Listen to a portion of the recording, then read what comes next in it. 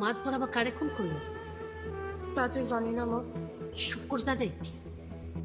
শুক্রের লগে তো আমার কথাই হয় না, মিলাইছি না। কিন্তু কিছুতেই হিসাব মিলতেছে। নিজের অনেক অসহায় লাগছে। এত কিছু চিন্তা করিস না, মাতবর সব সামাল দিবে। মাতবারের হাত ভাব ভেঙে গেছে আমার। মানুষটা একা হাতে কত দিক সামলায়, মাঝে মধ্যে তেমন হইতেই পারে। তুই শুধু শুধু চিন্তা করতেছিস, মাতবর তো তোর মাথায় কিনেই রাখছে। হয়েছে আপনাদের, আপনি কেমন আছেন? আর বইলেন না মাদা, কত কিছু যে সামাল দিতে হয়। কপাল ভালা আমার যে মাতবার সাহেবের মতন একজন সহধর্মিণী পাইছি, তাই এই দিকটা নিয়ে আমার চিন্তা করতে হয় না। মাতবার সাহেবই সামাল দিতেছে।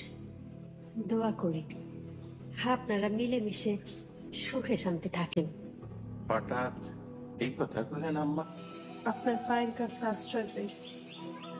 আমার এমন কি সমস্যা হইবে? এইভাবে বললেন না। আরে আপনি হইলেন গে এই এলাকার মাতবার সাহেবা, এমনি আমারও মাতবার সাহেব। তুমি যা দেখতেছি পুরাটাই উপোস। তো হইবই ভাই। মাঝখান দিয়ে আমরা যেটা করি এটাকে কই জীবন। আমগো জীবন নষ্ট জীবন।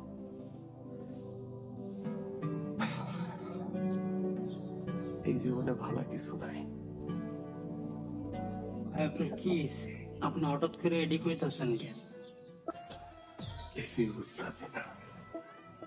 ভাই, আপনার ডর দেখাইলে আমি কই যাব? আমাকে ভরসার জায়গা তো আপনি।